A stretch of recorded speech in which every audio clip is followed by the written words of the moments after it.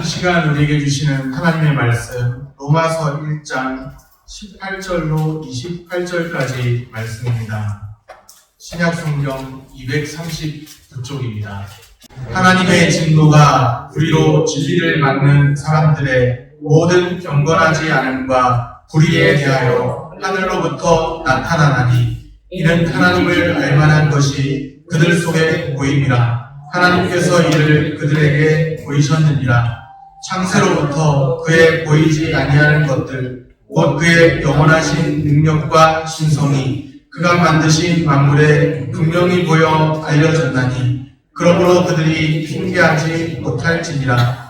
하나님을 알되 하나님을 영화롭게도 아니하며 감사하지도 아니하고 오히려 그 생각이 허망하여지며 미련한 마음이 어두워졌다니 스스로 지혜 있다 하나 어리석게 되어 썩어지지 아니하는 하나님의 영광을 썩어질 사람과 새와 짐승과 기어다니는 동물 모양의 우상으로 바꾸었느니라.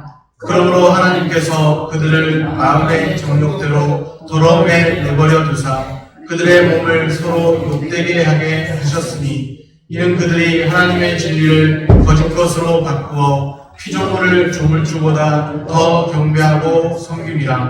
주는 곧 영원히 찬송할 이시로다. 아멘. 이 때문에 하나님께서 그들을 부끄러운 욕심에 내버려 두셨으니 곧 그들의 여자들도 순리대로 쓸 것을 바꾸어 영리로 쓰며 그와 같이 남자들도 순리대로 여자 쓰기를 버리고 서로 향하여 음욕이 부릴 듯하며 남자가 남자와 더불어 부끄러운 일을 행하여 그들의 그릇 때문에 상당한 고응을 그들 자신이 받았느니라.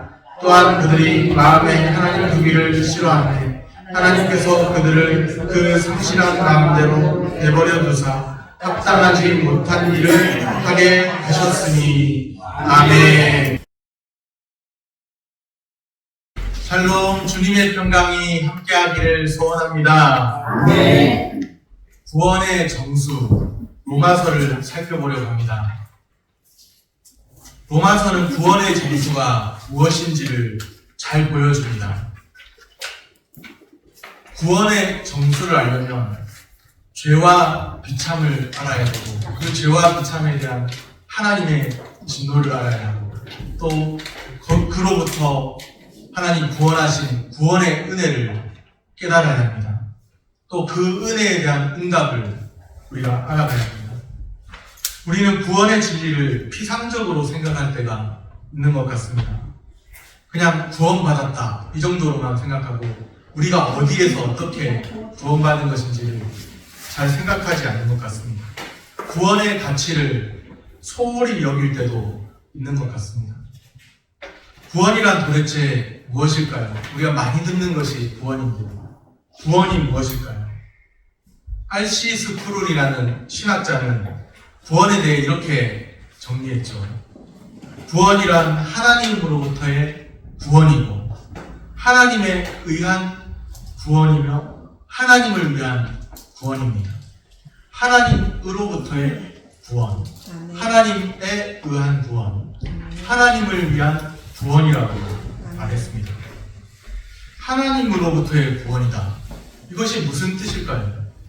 하나님으로부터의 구원. 오늘 본문은 하나님으로부터의 구원이 의미하는 바를 분명하게 알려줍니다. 그것은 곧 하나님의 진노로부터의 구원을 의미합니다. 하나님의 진노로부터의 구원. 우리가 하나님의 진노 인정하든지 인정하지 않든지 상관없습니다. 성경은 분명하게 선포하고 있습니다. 로마서는 하나님의 진노에 대해 분명하게 말씀합니다. 우리는 종종 하나님을 선하신 하나님, 인자하신 하나님, 사랑의 하나님 그렇게만 알고 있는 사람들도 있는 것 같아요. 그런 사람에게 하나님의 진노는 참 낯선 말일 수밖에 없죠. 하나님을 평생 동안 사랑의 하나님으로만 알아왔지 진노하시는 하나님으로 한 번도 생각해 본 적이 없는 사람도 혹시 있을지 모르겠습니다. 하나님의 진노가 그런 사람에게는 야, 하나님이 진노하신다. 낯선 말일 수밖에 없습니다. 그런데 하나님의 진노는 분명히 있습니다. 18절 말씀입니다. 우리 18절 말씀 같이 한 목소리로 읽겠습니다. 하나님의 진노가 불의로 진리를 막는 사람들의 모든 경건하지 않음과 불의에 대하여 하늘로부터 나타나나니. 아멘. 너무도 분명하죠. 하나님의 진노가 하늘로부터 나타나나니. 하나님의 진노가 나타납니다. 17절에 보면 복음에 나타나는 것이 있는데요. 복음에는 무엇이 나타나나요? 복음에는 하나님의 의가 나타나서 하나님의 의가 나타납니다. 하나님의 진노가 나타나는 것과 하나님의 의가 나타나는 것, 대조를 이루고 있죠. 하나님의 진노가 하늘로부터 나타난다고 했는데 또 복음에는 하나님의 의가 나타납니다. 하나님의 진노, 하나님의 의, 대조를 이루고 있습니다. 하나님의 형상을 따라 창조된 인간입니다. 우리는 그렇게 이제 성경의 말씀대로 믿고 받아들이고 있죠. 하나님의 형상을 따라 창조되었다. 그런데 전혀 하나님의 형상 같지 않은 사람도 있어요. 어떤 사람들을 보면 그 하는 행동들이 하나님의 형상일까? 나쁜 일만 골라하는 사람들이 있더라도 하나님의 형상일까? 이런 의문점을 던지게 되죠. 하나님의 형상 같지 않은 사람도 있습니다. 온갖 불의와 불경건함 가운데 행한다는 것이죠. 그렇게 죄에 대하여 행할 때 하나님께서 진노하십니다. 죄에서 돌이키지 않는 한 모든 인간의 운명은 같습니다. 진노하시는 하나님의 손안에 있는 죄인들입니다. 죄에서 돌이키지 않는 한 진노하시는 하나님의 손안에 있는 죄인들, 그런 운명인 거예요. 우리도 그들 중에 있었습니다.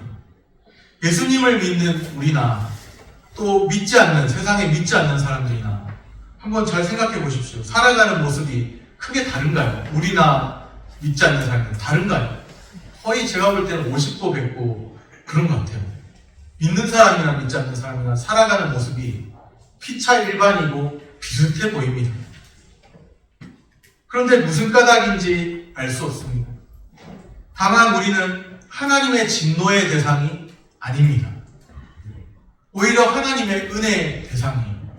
살아가는 모습은 믿는 자나 믿지 않는 자나 거의 비슷해 보이는데 우리가 아무리 선하다 해본들 믿지 않는 사람과 거의 차이가 안 나는 것 같은데 오히려 어떤 경우에는 믿지 않는 사람이 더 선해 보이는 경우도 있고요. 참 놀랍게도 그런 경우도 있어요.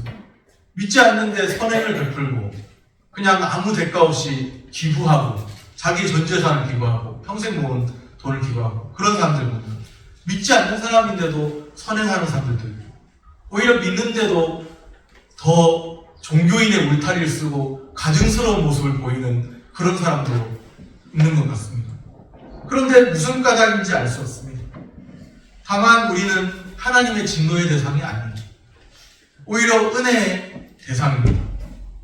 예수 그리스도 안에서 하나님의 은혜의 대상이죠. 우리의 의나 우리의 선함이 아니라 하나님의 의, 복음에 나타난 하나님의 의, 예수 그리스도의 의 때문에 예수 그리스도 안에서 하나님의 은혜의 대상입니다. 예수 그리스도를 믿는 자만이 하나님을 알고 하나님을 영화롭게 합니다. 21절 말씀입니다. 하나님을 알되 하나님을 영화롭게도 아니하며 감사하지도 아니하고 오히려 그 생각이 허망하여지며 미련한 마음이 어두워졌나니. 하나님을 알되 하나님을 영화롭게도 아니하며 감사하지도 아니하는 사람도 있다는 거예요.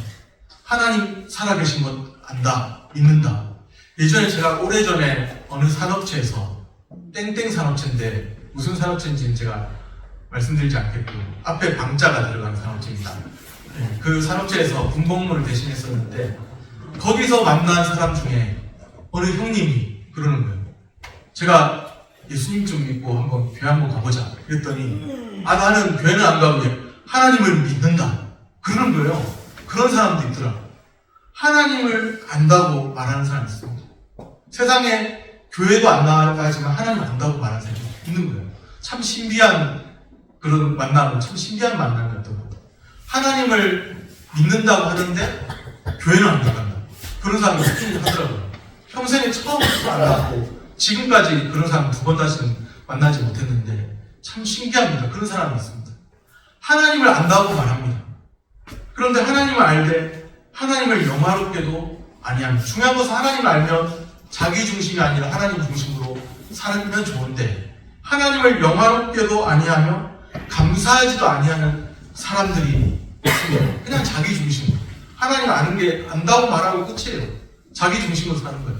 보면 자기 중심으로. 오히려 그들은 그 생각이 허망하여지며 미련한 마음이 어두워졌습니다. 하나님을 알되 하나님을 영화롭게도 아니하며 감사하지도 아니하는 그들, 그 생각이 허망하여지며 미련한 마음이 어두워졌다고 성경이 말씀합니다.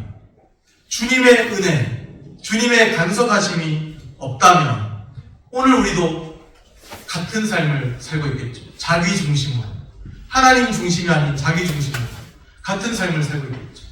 주님의 은혜, 주님의 간섭하심이 없다면 우리도 하나님 있는 걸 안다 그러면서 자기 중심으로 여전히 사는 사람도 있겠죠. 그런데 이제는 하나님을 알고 하나님을 영화롭게 하며 감사하는 삶을 살 수 있습니다. 하나님을 영화롭게 하는 삶이 인생 최고의 목적입니다. 우리는 그렇게 믿는 거예요. 사람의 제일 되는 목적, 하나님을 영화롭게 하고 영원토록 그를 즐거워하는 삶입니다. 우리는 그렇게 믿는 거예요. 하나님을 영화롭게 하는 삶이 인생 최고의 목적입니다. 제일 되는 목적입니다. 하나님을 즐거워하고 영화롭게 하는 삶을 살아가시기를 바랍니다. 하나님을 영화롭게 하는 삶을 살 것인가? 아니면 다른 삶을 살 것인가? 이것은 선택의 문제가 아니에요. 선택의 문제가 아닙니다. 선택의 여지가 없습니다. 하나님을 영화롭게 하는 삶은 생명의 길입니다. 성경을 통해 보면 하나님을 영화롭게 하는 삶은 생명의 길이에요. 반면에 그 반대의 삶은 사망의 길이죠. 하나님을 영화롭게 하지 않는 사람들은 구체적으로 어떻게 살아갈까요? 하나님을 모른 채, 하나님을 영화롭게 하지 않는 사람들, 하나님을 안다 말하는 사람도 있지만 하나님을 모른 채 자기 자신을 위해서 사는 사람들 참 많습니다. 하나님이 어디 있느냐 그렇게 막 큰 소리 치는 사람도 있어요. 시편 14편 1절에 이르기를 어리석은 자는 그 마음에 이르기를 하나님이 없다 하는구나.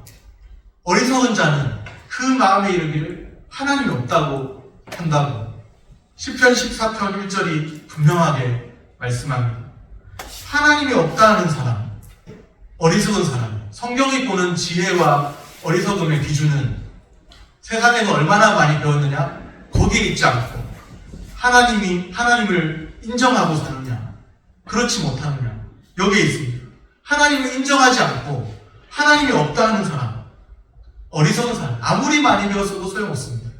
뭐 카이스트 출신이든지 서울대 연고대 출신이든지 아무리 많이 배웠든지 하나님이 없다 하는 사람은 어리석은 사람이에요. 그것이 성경의 증언입니다. 스스로 지혜 있다 할지라도 어리석은 사람입니다. 오늘 본문 로마서 1장 22절, 23절 말씀입니다. 스스로 지혜 있다 하나, 스스로는 지혜 있다고 말을 해요.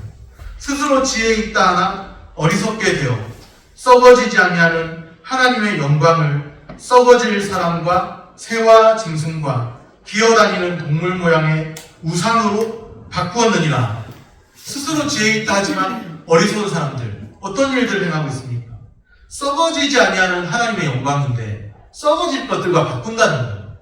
썩어져 버릴, 한순간에 썩어져 버리고 지나가 버릴 그런 것들과 영원한 하나님의 영광을 바꾸려고 한다는 거예요. 썩어지지 아니할 하나님의 영광을 우상으로 바꾸고 또 한순간에 자신의 쾌락을 위해서 하나님의 영광을 포기하고 하나님이 없다는 사람, 스스로 지혜 있다나 어리석은 사람은 썩어지지 아니할 하나님의 영광을 바꾸어 버립니다. 한순간에 지나가버린 일시적인 것들과 썩어질 것들과 바꾸어 버립니다. 이 말씀을 듣는 오늘 우리는 어떻습니까? 스스로 지혜 있다 하나 어리석은 사람들이 있습니다. 한순간에 지나가버릴 그런 가치들과 영원한 가치를 바꾸는 사람들이 있습니다. 하나님의 진노의 대상입니다. 하나님의 진노가 미래에만 나타날까요? 아니면 지금 이미 나타나고 있을까요? 어떻게 생각하십니까? 하나님의 진노, 미래에 나타날 것이다. 미래에 나타난다. OX일까요? OX. 하나님의 진노. 미래에 나타난다. 아니면 지금 나타나고 있다. 어떻게 알 수 있을까요? 우리 성경 말씀을 통해서 확인해 보려고 합니다. 하나님의 진노는 어떻게 나타나는가? 내버려 두는 방식으로 나타납니다. 내버려 두는 방식으로. 지금 나타나고 있습니다. 확인해 봅니다. 24절에 그러므로 하나님께서 그들을 마음의 정욕대로 더러움에 모아사 내버려 두소서. 마음의 정욕대로 더러움에 내버려 두소서. 이것이 하나님의 진노가 나타나는 방식이 내버려 두는 거예요. 마음의 정욕대로 더러움에 내버려 두십니다. 26절에 이 때문에 하나님께서 그들을 부끄러운 욕심에 모아사 내버려 두셨으니, 부끄러운 욕심에 내버려 두셨으니, 하나님께서 부끄러운 욕심대로 살고자 하는 사람들, 하나님 없이 부끄러운 욕심대로 살고자 하는 사람들 내버려 두십니다. 그렇게 하나님의 진노가 나타나고 있어요. 24절에서는 마음의 정욕대로 더러움에 내버려 두사, 26절에서는 부끄러운 욕심에 내버려 두셨으니, 28절입니다. 28절에 또한 그들이 마음에 하나님 두기를 싫어하며, 분명하죠. 하나님 두기를 싫어해요. 마음에. 그럴 때 하나님께서 그들을 그 상실한 마음대로 모아사 내버려 두사. 마음에 하나님 두기를 싫어합니다. 상실한 마음, 하나님 두기를 싫어하는 상실한 마음, 그 상실한 마음대로 내버려 두사. 하나님의 진노가 어떻게 나타나는지 아시겠습니까? 하나님이 어떻게 진노하신다고? 하나님의 진노가 있다면 지금 당장 한번 그렇게 말하는 사람들, 교만한 사람들 모르고 있는 거예요. 하나님의 진노는 그냥 막 천둥번개 쳐가지고 그냥 한순간에 이렇게 작살낼 수도 있겠지만 그렇게 하는 거 아닙니다. 지금 그렇게 하면 안 돌아올 사람이 누가 있겠어요? 회개 안 할 사람이 누가 있겠어요? 보이는 족족 죄 지을 때마다 그냥 즉각 처단하면, 하나님이 딱 죄 졌는데 거짓말 한 번 하는데 갑자기 천둥번개가 딱 치더니 벼락 한 번 딱 들이치더니 죽고, 한 번 살인했는데 벼락 한 번 딱 치더니 죽고, 심판자가 살아계시다는 알면 누가 안 돌아오겠습니까? 근데 그렇게 역사하지 않아요. 하나님 참 놀랍게도 그렇게 역사하지 않습니다. 하나님의 진노가 어떻게 역사하는가? 내버려 두심으로 역사합니다. 은밀하게 죄를 짓는데 하나님 갑자기 천둥번개 빵 치게 하더니만, 머리 정수리로 그냥 벼락이 치더니만 그냥 즉사하게 만들고 심장마비 걸리게 만들고, 그러면 왜 하나님 살아계시는지 모르겠습니까? 즉각 처단하면 다 알죠. 그러면 다 놀래서 그냥 놀라 자빠지면서 하나님 살아계시구나 하고 돌아오겠죠.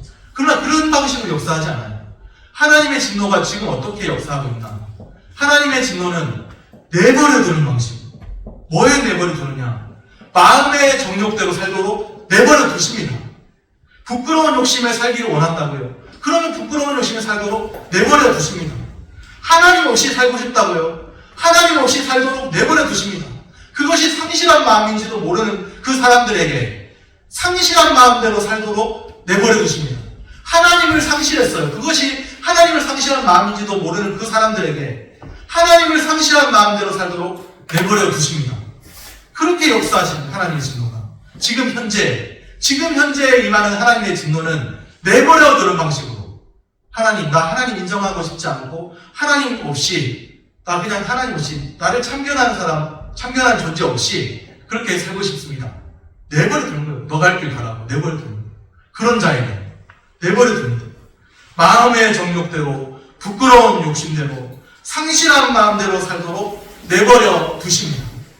그것이 세상 사람들 가운데, 예수 믿지 않는 사람들 가운데 내버려 두는 방식이에요. 그들은 스스로 힘과 노력으로 스스로 지혜롭다 할지라도 구원의 길을 알지 못하고 구원에 이를 수 없습니다. 예수 그리스도 없는 삶이 있습니다. 예수 그리스도 없는 삶이 바로 이렇게 하나님께서 내버려 두신 삶인 거예요. 마음의 정욕대로, 부끄러운 욕심대로, 하나님을 상실한 마음대로 살도록 내버려 두심이 하나님의 진노입니다. 그것을 아셔야 합니다. 하나님이 지금 나를 귀찮게 참견하시고 간섭하시고 하나님이 돌아오라고 부르시고 설득하시고 내 마음을 예배 중에도 하나님 말씀을 통해서 설득하시고 부르시고 참 하나님에게서 조금 멀어지고 싶은데 너무 빠지면 안 될 것 같은데 그냥 적당히 해야 될 것 같은데 교회와 세상 사이에서 적정선을 잘 유지해야 될 것 같은데 그러지 말라고 하나님께 마음을 달라고 참견하시고 내 인생에 간섭하시고 붙드시고 말씀으로 설득하시고 그것이 은혜입니다. 그것이 그 자체가 은혜입니다. 죄에 빠져 살아가는 사람들이 발견하게 되는 것이 있죠. 영적인 죽음이에요. 영적인 죽음. 그들은 그게 죽음인지도 몰라요. 영적인 죽음. 하나님과 단절된 삶. 하나님을 상실한 마음대로 사는 삶. 하나님 없이 하나님을 상실한 마음대로 사는 삶. 영적인 죽음입니다. 삶의 고통이에요. 하나님과 단절되어 있으니, 뿌리부터 단절되어 있으니 삶의 고통이 있죠. 그것을 극복할 길이 그들에게는 없는 거예요. 육체적인 죽음이 찾아옵니다. 물론 믿는 자에게도 육체적인 죽음이 있지만 믿는 자에게 그 육체적 죽음이 조금 다른 의미예요. 많이 다른 의미예요. 그 육체적인 죽음은 우리의 믿는 자에게 있어서는 우리 영혼의 성화예요. 영혼의 성화의 순간이 돼요. 그런데 믿지 않는 자들에게 영적인 죽음, 삶의 고통, 육체적인 죽음이 찾아옵니다. 그 이후에 영원한 죽음이 있습니다.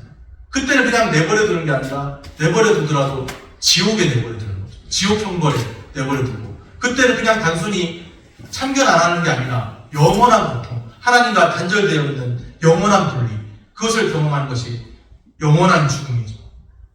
이것이 성경에서는 따로따로 떨어져 있는 것이 아닙니다.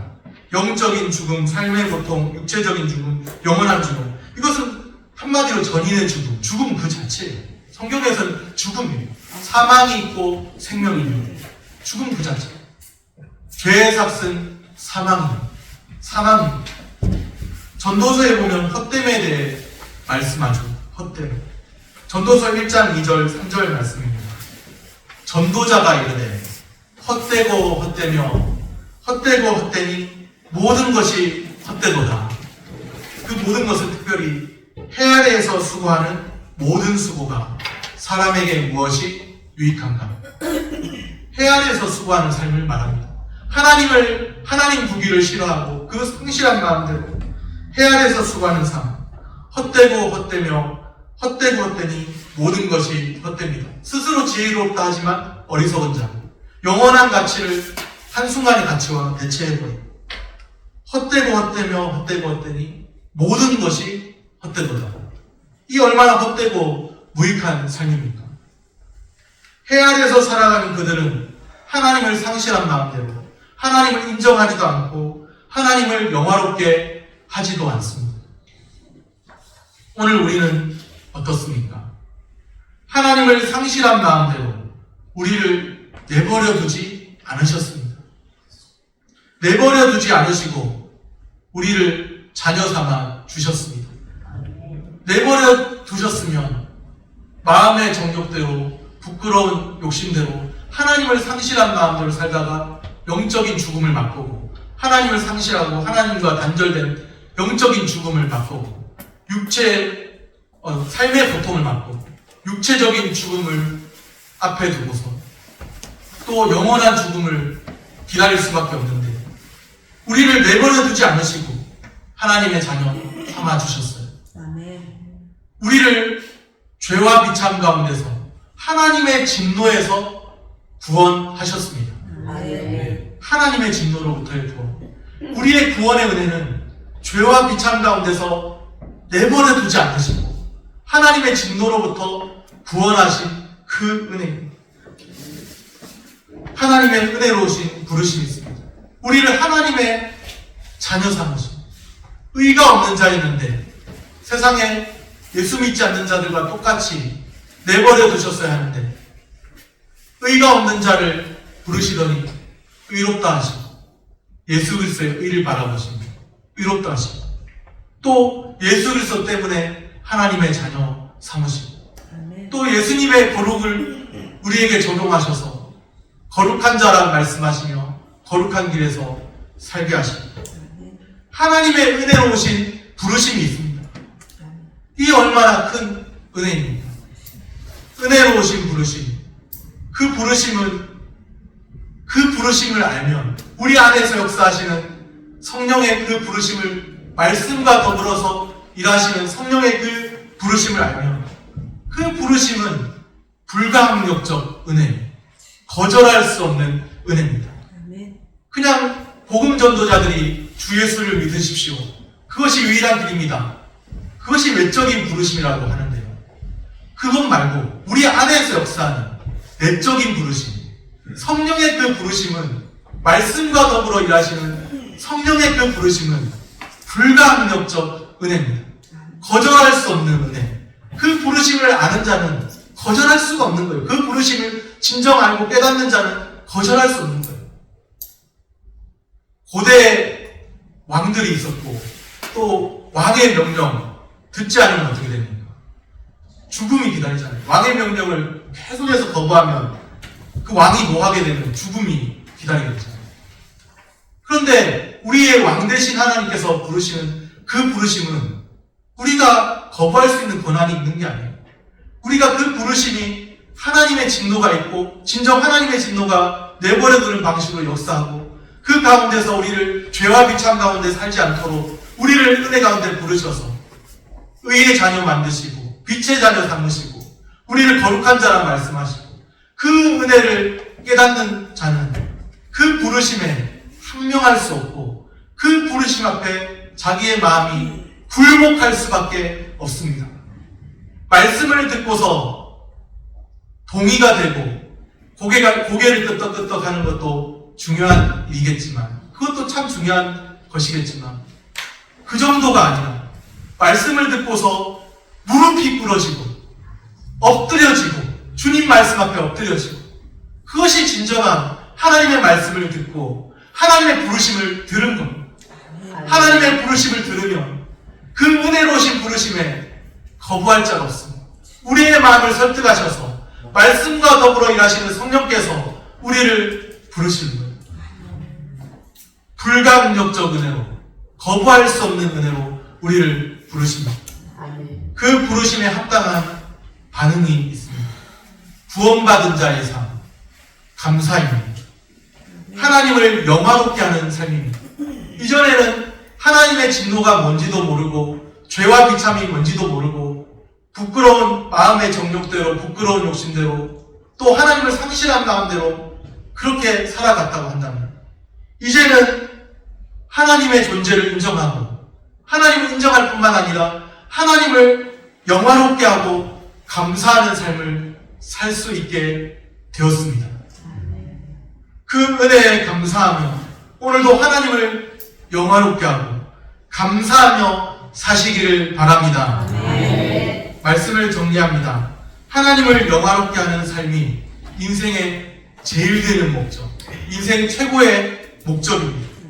유일한 목적입니다. 우리를 창조하신, 우리를 구원하신 유일한 목적. 하나님을 영화롭게 하는 삶입니다. 하나님을 상실한 마음대로 우리를 내버려 두지 않으셨습니다.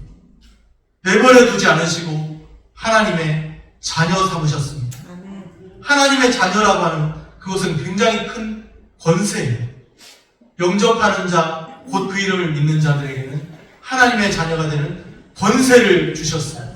그것이 권세입니다. 하나님의 자녀가 되는 것이.